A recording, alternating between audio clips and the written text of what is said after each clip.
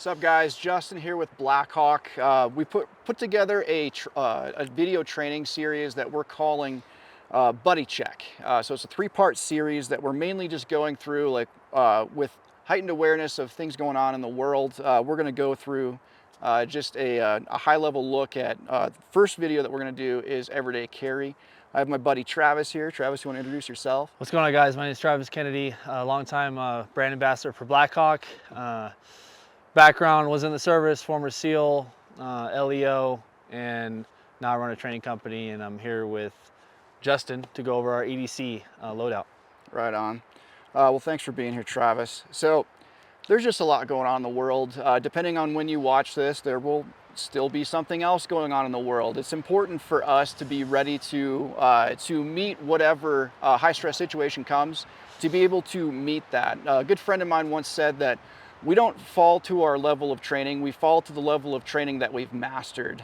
So right now we're just gonna go through EDC, and Travis, you wanna just go ahead and do a quick EDC pocket dump to show the folks what you're rocking? Yeah, so EDC, everyday carry. I know a lot of people are, this is on a lot of people's minds nowadays especially, but I think it's important. We're gonna go over our particular loadout, and I wanna preface this that there's not like one size fits all, right? Yeah. Right. As far as when it comes to EDC, everyone has their own kind of flavor, their take, their methodology, and we're not setting a, like, this isn't written in stone. You guys come up with what works best for you. This is what works best for me, and what works best for Justin. So yeah, it's not the way, it's a way. Right, right. So first and foremost, I know guys like to Gotta get the gun.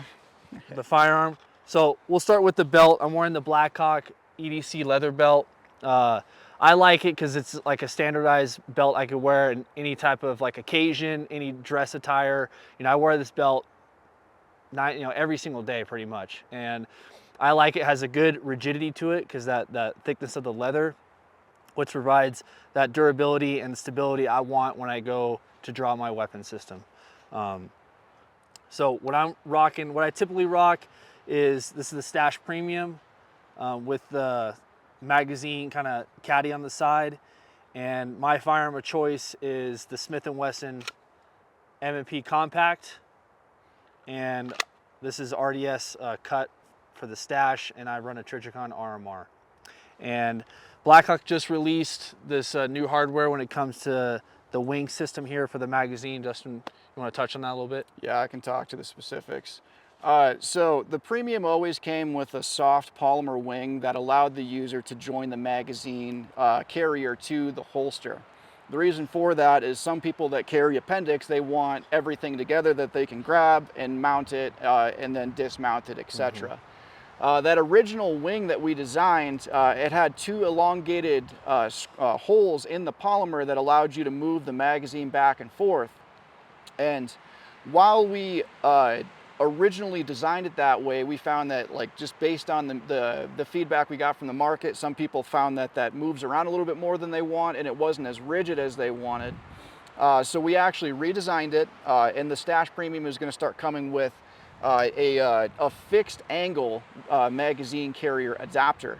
The reason for that is with the fixed angles, it's not going to move around on you, and we actually beefed up the rigidity on that thing a little bit more, so it's not flopping around as much.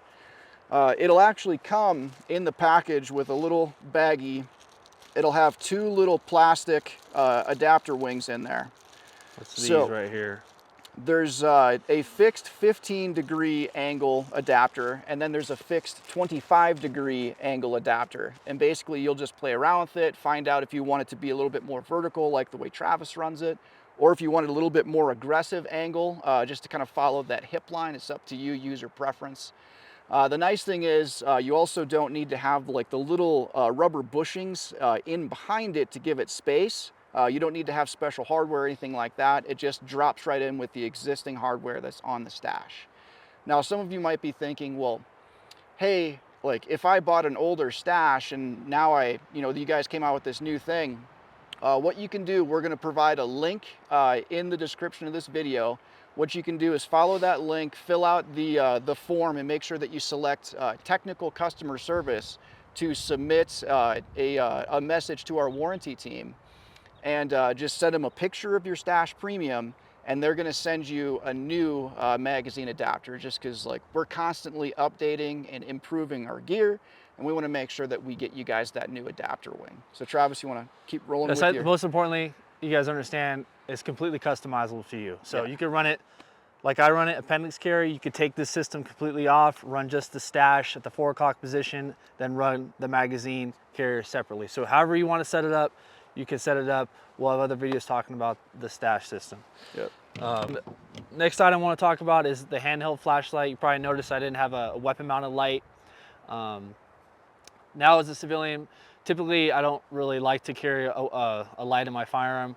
I much prefer this because I deploy this more often than I would a weapon mounted light. I'm not saying that's not important, but this is my preference. I really like the handheld light because I could deploy this as a measure of like deterrence, and then if I have to, I could draw and engage my target with my firearm single-handed if I have to, because there's plenty of ways to engage. Chin method, you got Harry's method, FBI method. There's other ways to engage a target with a handheld flashlight. So my handheld flashlight of choice is the Mod Light, and there's 2 heads on that they offer, but my go-to is the PLH V2 flashlight head, and it has a much tighter beam, so if when I go to deploy it onto a target, I have a better visual, and I can target ID, which is very important. I can target ID better. I can see what's going on, the subject's hands, what's on their person, etc. So that's the reason why I go with that one. And you might be wondering, what do I have here at the back end of the flashlight? And this is a Therm kind of hand grip, and you just put your index finger in here, and it has a measure to kind of holding on to it more effectively. And I could deploy it like this here. I could, when I pull it out of my SAT pocket, it's just right there. And I like to put it off my offhand. I got my strong hand to shoot. So that's my flashlight. Next is a knife. This is just a combat karambit blade here. I've been running this blade for a long time now, over 7 years, at least, maybe even more. And this is just my favorite type of knife to have. It's good for like a defensive knife. It comes in, you could use it for many other things, but Cutting open Amazon packages. yeah, coming up, exactly. This thing probably cut up more cardboard than anything else. That's the whole point of it. But the key feature of this knife is how we deploy this system is here, comes out, and it's just ready to go. That's why I like it. It's just another method of like escalation. Certain situations, I'm not just gonna go straight to the gun. I may go to the flashlight, I may go to the knife, then I may go to the gun, or I may just go straight to the gun, right? Yeah. So we have to have these certain tools on us to kind of pick and choose and have that escalation of force as we go through it. And it's not always just about fighting. It also has to do with just walking through life and living life too. That's why I mentioned the little joke about opening Amazon packages. Keys here. Biggest feature I add here is this little clip. I like to clip on the back side of my pocket and then slide these in my back pocket here. Clips on the belt loop, goes right in. Keys. It's a little HK clip. Yeah. Wallet. I got the Ridge wallet. I've had this thing forever. Just a good little custom, kind of keeps all the cards in one spot. Phone. Everyone has the iPhone. If you don't, then I don't know what's wrong. I'm an Android guy. Exactly. So case, rock form case, magnetic case. I like the magnetic. I can place it on things, and that's my go-to. Watch. I've had this watch forever. A lot of people ask me what I wear for a watch, and I always forget, but this is a Garmin Fenix 6 Pro. And I've had this thing forever. I kind of ran through other watches and stuff like that, but I've always fell back to when it comes to Garmin. If you're into like physical activity, exercising, being outdoors, etc., Garmin's and things like that are kind of way to go. And you can get lat long on that and do some nav. It has GPS, navigation, maps on it. So if you're at a minimum, if I go off the beaten path out in the woods, I have GPS map. It'll sync just like that. I can at least I can navigate fairly well, or I can get back to somewhere where I originally started from, pretty easy. When it comes to eyewear, Gators eyewear, I'm an ambassador for them, longtime ambassador, been wearing these things for 15 years now going on. and they're just my go-to when it comes to eyewear. American made.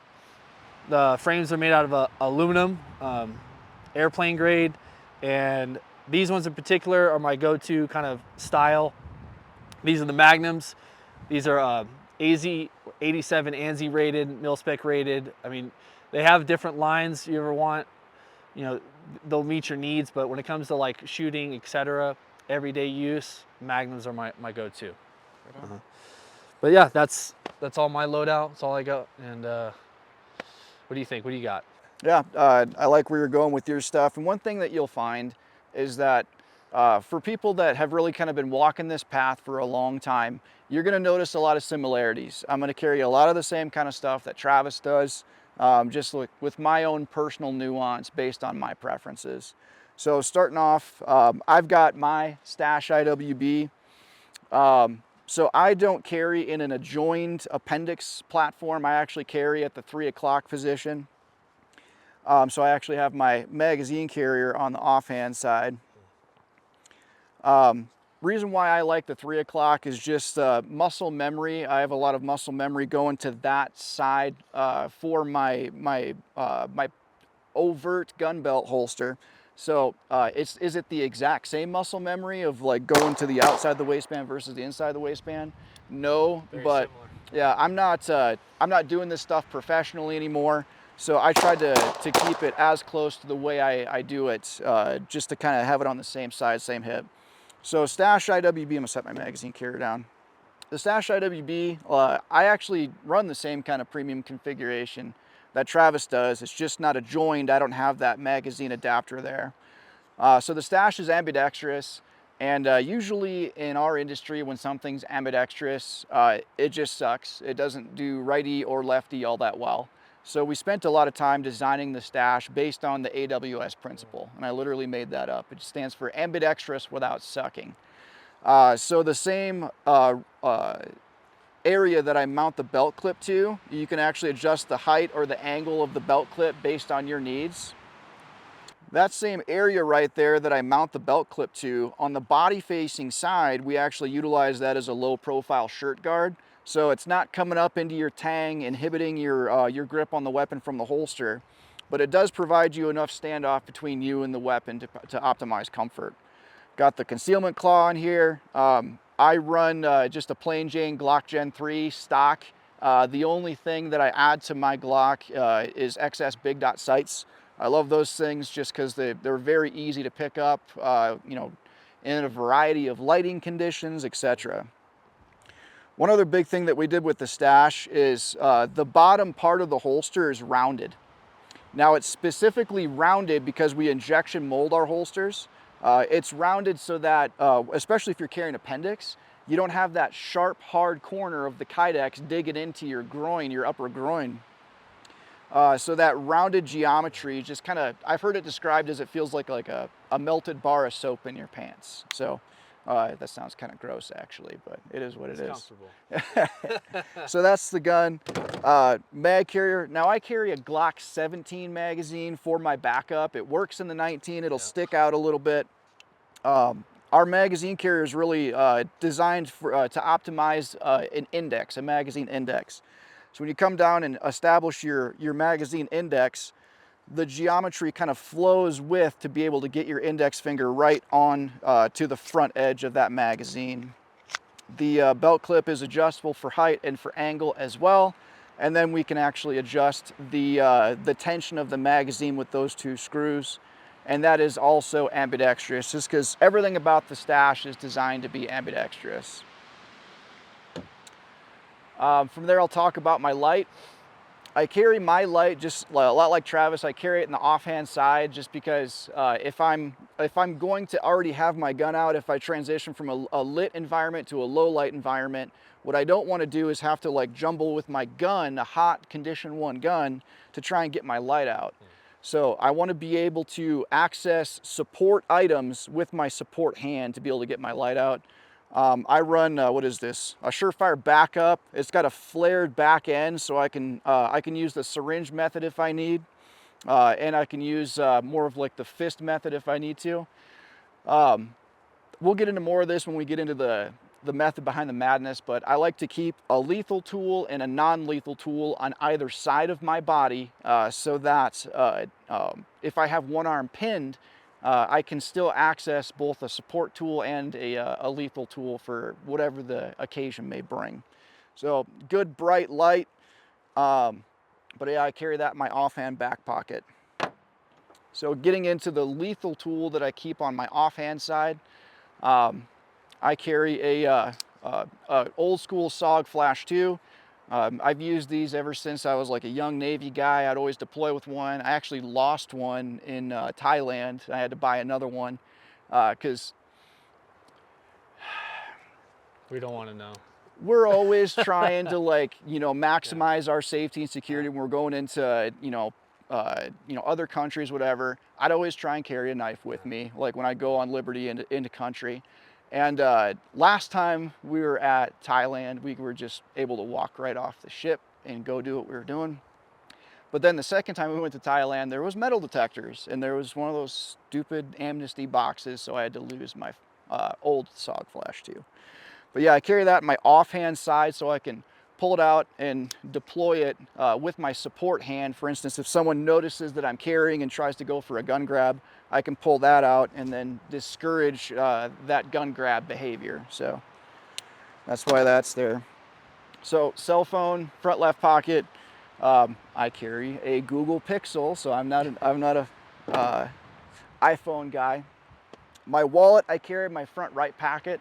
That's something I learned early on going into like crappy countries where pickpocketing is really big. What they do in a lot of third world countries is like they actually teach the kids to pickpocket, so it's like a little bit more like you're not always suspicious of a kid. So you learn to carry your wallet in your front pocket really quick because you don't want to get swiped. So this is actually an RFID protected wallet. Actually got it for Christmas one year, and so it helps prevent actually like digitally stealing of your credit card information through devices that people carry. Now in my wallet, I don't always carry this, but when I'm on a trip, I'm actually down here in Arizona with Travis, I carry something extra. So in here, I actually have 2 1-ounce gold coins that I carry in my wallet. This is just if I'm in a bad situation, let's say something goes really bad when I'm down here and I need to essentially buy my way out of something, I always have something that is universally recognizable. All the way dating back to before automobiles, before any modern technology, gold has always had intrinsic value to it. So I carry some hard currency there. You could carry cash. I've seen people specifically wear like a Rolex watch or something that they can use as a barter item to get resources that they need in an emergency. But it's always good to have something other than just credit cards to buy yourself out of a problem. Just because like not everyone needs to be shot. Sometimes you can just buy your way out of a problem. Let's see. My back right pocket, I carry a SWAT T tourniquet. Just because I always like to carry some sort of med on me. And the reason why I carry a SWAT T is I have young kids, and there's kids all around us at any given time. A modern CAT tourniquet actually it's designed for soldiers. So it actually may not work on a small child's appendage. And if you have a kid bleeding out, like how bad are you going to feel if you don't have a way to stop that? So the SWAT T is actually, it's like a giant like medical rubber band.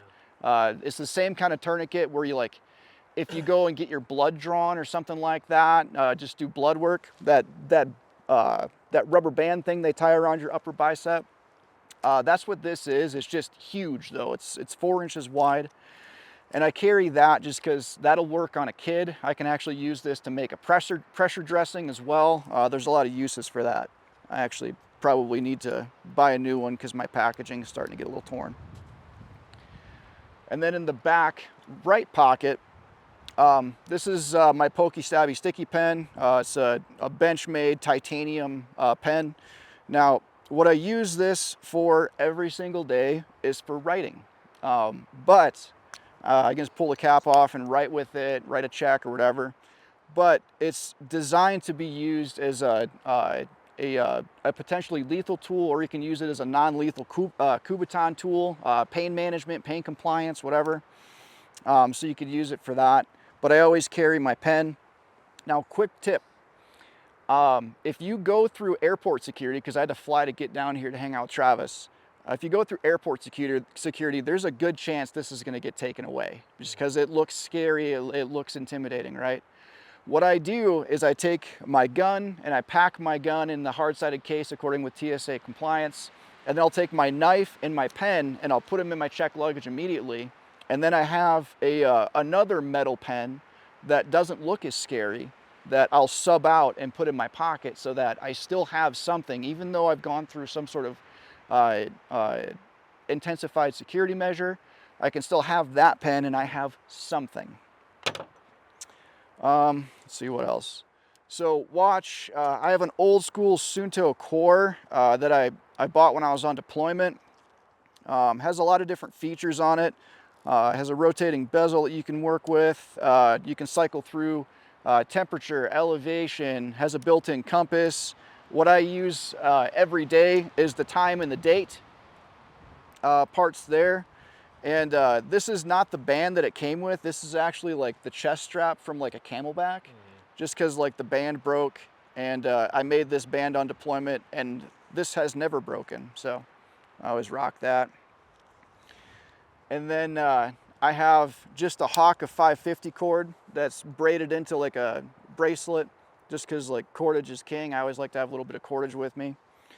And then on this wrist, this is actually a bracelet that my daughter made for me. And the reason why I carry that, a couple of reasons. As you can notice, like I'm not dressed like overtly tactical. Like someone takes a look at me, I don't really scream like that's a guy with a gun on his body somewhere. That's intentional. I don't want to draw attention to myself. That's why I like to wear like no-name plaid. I think this is like a what's the label for it? Like American whitetail or something, plaid shirt. And then I wear that bracelet just because it softens my demeanor a little bit. And also it's a little bit of motivation since my daughter made that for me. So that's why I wear that. And then hat and sunglasses. I really like gaiters as well. I've been wearing them for a few years. They're really good, tough metal frames and polarized, like Travis mentioned. They're just good quality sunglasses. And I think that's it, other than my belt. So our leather EDC gun belt, it's made out of really great quality 14-ounce American steer hide. And the reason why we didn't do like a ratcheting belt is because with those ratcheting belts, usually they're going to have like a polymer stiffener that's baked into the circumference of the belt. And what that polymer stiffener does, at least in my opinion, it turns into a hot spot. Whereas like OG leather, you know, leather's been king for belts ever since the cowboy gunslinger days, especially since we're down here in the Southwest. So that thick 14-ounce steer hide, it provides the stability. I'm doing a little crush resistance test there. It provides the stability that I need to support my gun and my magazine and also keep my pants up. But it conforms to all the things that you might be wearing, like your holster, your magazine carrier, whatever. It's going to conform to those different areas. And you can see this has already started to like take the shape of my hips. You know what I mean? So whatever you're doing, you want to, it's not all about comfort, but you do want to maximize your comfort so that this can really put the everyday in your everyday carry. You don't want to do something that you're then going to just not do a few days later because it's not comfortable. So maximize comfort. Yeah, that's my everyday carry, kind of the stuff I carry with me every single day. So from here, like, let's get into the differences. Let's do some compare and contrast. So Travis, one thing that it should be very apparent right away is that you carry Appendix and I carry 3 o'clock. You want to talk about like kind of why you like Appendix? Yeah, I mean, I want to preface this that I haven't always carried Appendix, and I also want to preface as well is that time of year and attire may dictate where I carry my firearm. Yeah. If I'm going to like maybe some formal event where I have to wear like a collared shirt, maybe a nice jacket or a suit, etc., let's be clear, I'm not wearing appendix. I might carry a 3 or 4 o'clock position.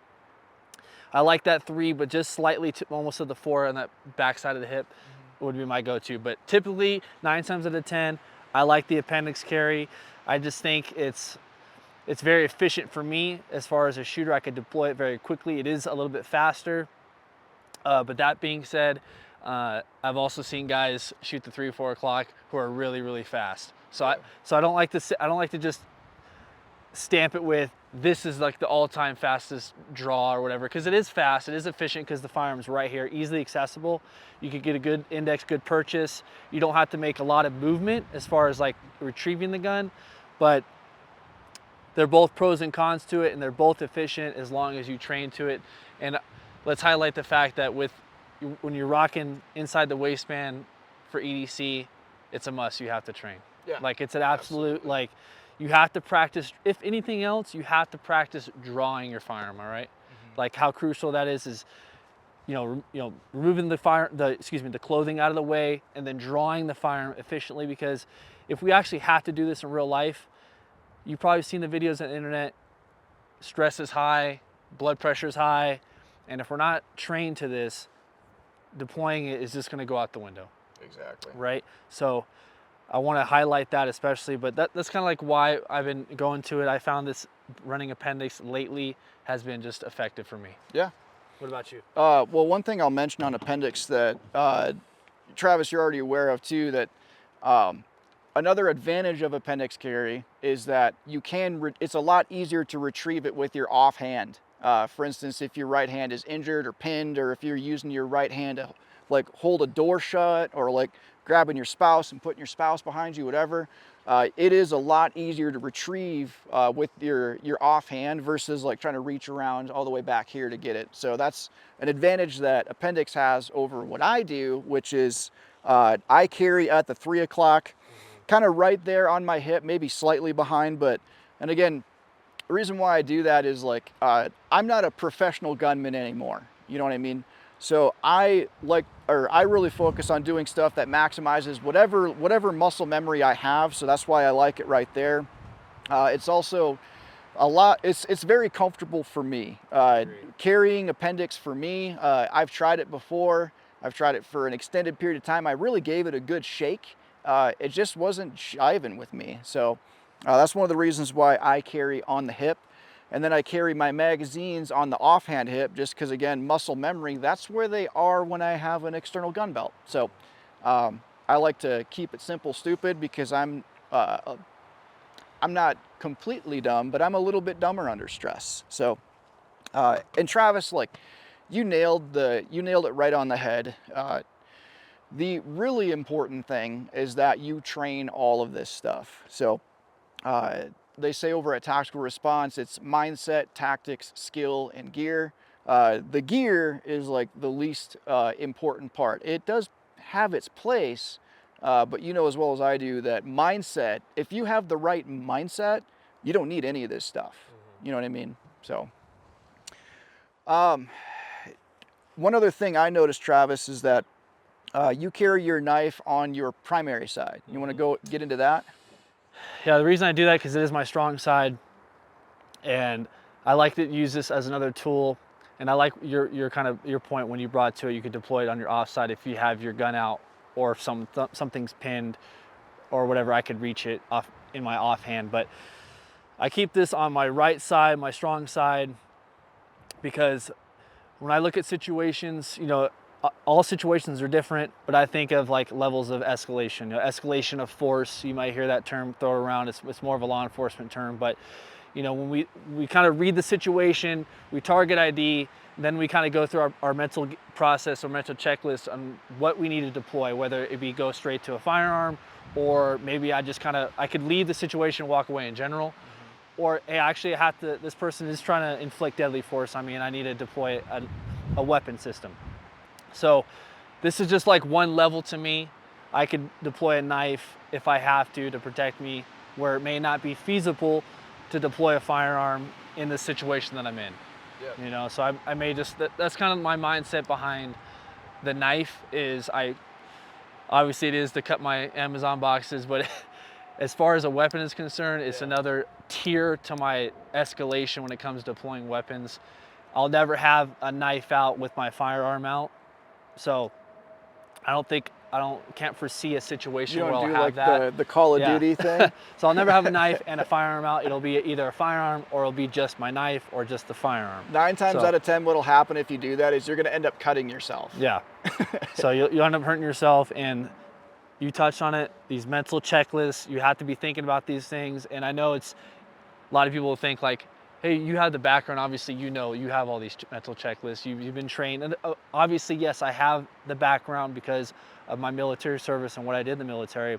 That's why we're bringing it to light to all of you out there, so you can understand that you need to play these like mental war games, right? Yeah. You don't need to walk around every day in life and just be so overwhelmed with all these threats that are potentially around us, which there is a lot, but you got to have, you know, go through it mentally. Like, what am I going to do in these types of situations? How am I going to act? Am I ready to act, you know, aggressively, or, you know, hey, standoffish, or just leave, or just kind of, how am I going to deploy these items effectively? You know, I think that's important. Just that internal thought process. And Travis, you've probably gotten this before. I know I've gotten this before. Like, if I'm showing like a friend, like, so if a friend asks me, especially with what's going on right now, what happens to me and what probably happens to you is like when there's heightened awareness of concerning things in the world around us. What ends up happening is like friends and family reach out to you and they're like, hey, what do you carry, or what do you do this? So when that happens for me, like I'll show some people, I'll show some friends and family, like this is what I do. Oftentimes then comes the question of like, well, gosh, like you carry all that stuff, what are you afraid of? And the real answer is like nothing. You know what I mean? I don't live a life of fear. I've seen a lot of things in my life that warrants me and the kind of person that I am, the protector that I am, to have the right tools in place so that should the moment arise, like let's say there's an active shooter situation, I can actually stop that situation. And I don't have to, I can't imagine a worse thing to live with is like the day that I decided not to carry my gun or something like that, and there's an active shooter situation, and like my wife or one of my kids or even just an innocent bystander next to me, if they were killed, and I have the skills, I have the mindset, I had the ability to stop them, and I didn't have the tools to do it. I mean, I would still do whatever I could to stop them, but I would be able to stop them a lot more assuredly if I had the right tools in place. So that's why I have this stuff, so that I have the tools to supplement my mindset and my skills and my tactics. Yeah, I think it boils down to preparation. Exactly. You know, there's this famous kind of like cliche saying in the military is like, better to have it and not need it than need it and not have it, right? Yep. So yeah, we carry these things on it, and likelihood of us actually using it is low, but I'd rather have it on my person. And actually, when the time arises, because you know Murphy is always lurking, and bad situations are going to strike when you least expect it, and so that's why we have these things on us. Because you know, through trial and error, through experience, we think this is effective tools that we like to carry, and they are effective tools if you know how to use them and are prepared to have, you know. Yep. And a lot of them are multi-tools. For instance, like I was joking earlier about cutting open Amazon boxes. I do a lot of cutting open of boxes with my knife. I use my flashlight 9 times out of 10 to, like, you know, find the light switch in a dark room, or Working find on my your car. keys. Yeah. Yep. Or actually just the other day, like my son had a new tooth coming in, and I used my light to like look in there and like look at his new tooth and check it out. Like you should have this instead of using the light on your phone. I've seen people say like, well, I have a light on my phone, but then your primary communication tool that you're going to use to dial 911 and get backup, get the cavalry coming, then that thing's dead because you use it as a light all the time. No thanks, I'll use this. So, what were some other differences? Travis, I got to give you a hard time here. Travis was a corpsman in the SEAL teams, right? Where's your med, bro? I don't know, bro. No, so typically when it comes to EDC, I've tried to carry like a tourniquet, or I try to carry like a more robust thing on me. Matter of fact, I do like the SWAT T because it is low profile, very thin, very easy to put in the pocket. It feels like a wallet Yeah, back it's not there. like a traditional tourniquet. It's a non-standard tourniquet. It's good for children, especially. But yeah, I carry 2 medical kits in my truck, Yeah. and I've been in a couple real world situations where I actually had to use it, and it had to do with a lot with like me being around vehicle accidents. Matter of fact, when I was moving here, I witnessed a pretty high speed vehicle accident coming up to 40 into northern Arizona, and I actually deployed my gear and pulled the people out. So pretty much, and I've been in situations where if I have to use my medical, things, then I could step in the interim before I could get like actual med gear or first response comes in. I kind of just dictate if I'm going out to the woods here or if I'm going out to a more rural setting, I will have a medical like kit, somewhat, maybe like a small little IFAC individual thing on me in person. But when I'm walking around town or something like that, I typically don't. I just it hasn't become like a habit for me yet. So. Well, and that might be something to end up changing, or at a minimum though, like having medical in your vehicle, and not just having medical, but having the ability to use it. Do you need to be like a SEAL team corpsman like Travis to be a force for good and be able to actually render medical? No, but like carry a tourniquet, go through a stop the bleed course, learn how to use these tools, because what you're more than likely going to end up needing to do if you are that protector is more than likely you're going to end up needing to render medical. Here's a quick example. I'm a part of a church security team. My church, I actually run our church security team. We have the gunfighter types, we have some ex-military, some cops, but we also have doctors and nurses on our church security team. And 99 times out of 100, what we end up having to do is the doctors and the nurses get work, because like someone falls down, someone passes out in the church because of a blood sugar issue. So we actually had someone have a seizure and fall flat on their back on the gym floor. So having medical and having the ability to use it is very important. Yeah, I think it's key, like you said. If anything, have it in your car. Yeah. You're with you're near your car, driving your car a big percentage of your life, and having it accessible to grab out of the vehicle I think it's huge. Yep. Yeah. And Travis, like you at your level, like the level of training that you've gone through for to be a SEAL team corpsman, you probably don't even need a tourniquet on your person to be able to stop a lot of bleeds and stuff like that. So that's where I'm going to give you an out. Yeah. Those are the main comparisons we wanted to kind of talk through. From there, Travis, why don't you talk about the Nacho and like the niche advantages that the Nacho has? Yeah, absolutely. So this is the Stash Nacho. Essentially, it's the belly band system. And when I look at something like this and I want to think about, hey, when's a good time, applicable time to wear something like this? And for me, to the gym, you're wearing like a more relaxed attire.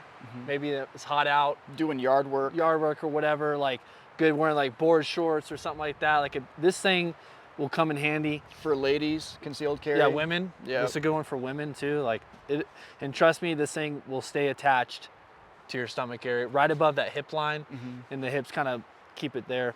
But those are kind of the settings and the attire that you would wear something like this.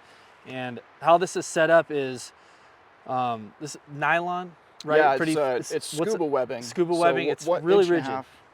What's the thickness? It's 1.5 inch scuba webbing. So it's designed to work with a holster that's like the Stash IWB or similar or smaller, but you can't have the magazine carrier attached to it. So as he was saying, it'll just slide in like such. Clips on like a belt.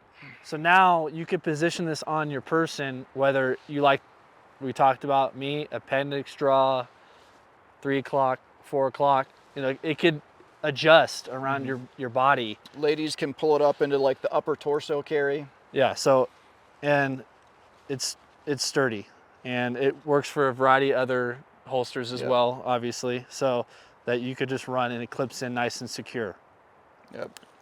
We also designed it to have a couple of little pockets in there so that you can put other accessories in there, like wallet, cell phone. Yeah, you could put your mag in there, or whatever.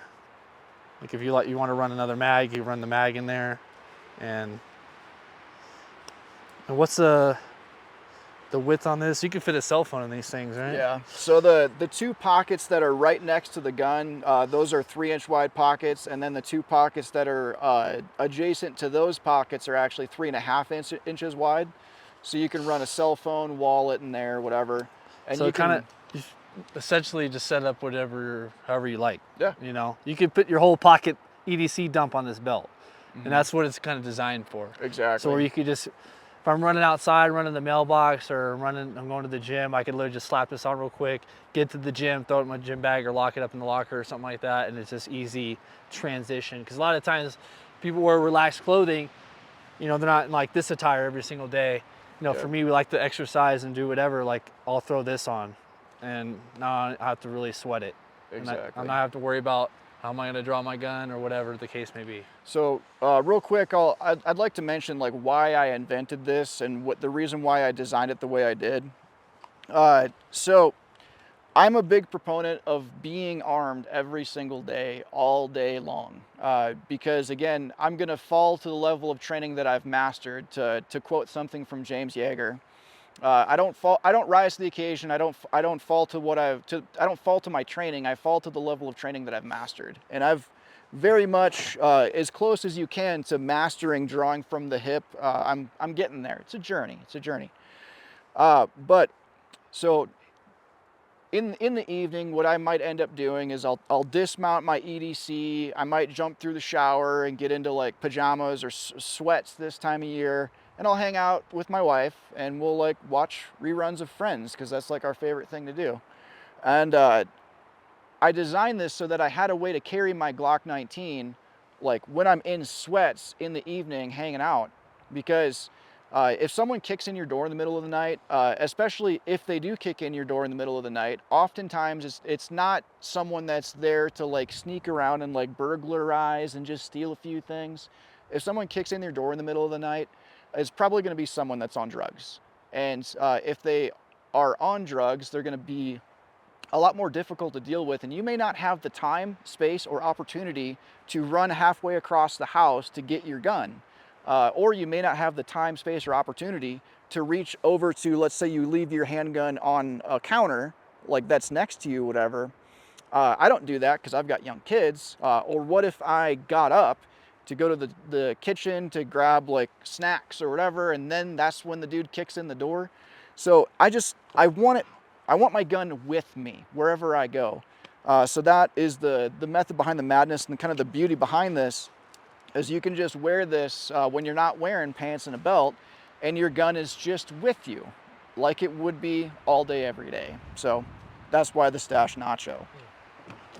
So yeah, that's the Stash Nacho and kind of the method behind the madness on why I use that and what it's kind of meant for. It's not like the everyday thing that I use all day, every day, but it's a supplement to my everyday carry system. So that's where, like, from our backgrounds, like, it's important to have systems in place that can be mutually supportive of each other. So it's really important to train, guys. Whether you have a military background or not, like I have a military background, I still go and train. Find different schools that are great to go to use, like for instance, Travis at Kennedy Defensive Solutions, Tactical Response, Bear Solutions, whatever. Find a reputable trainer that you can trust, that has the right background to teach you the skills that you're looking for.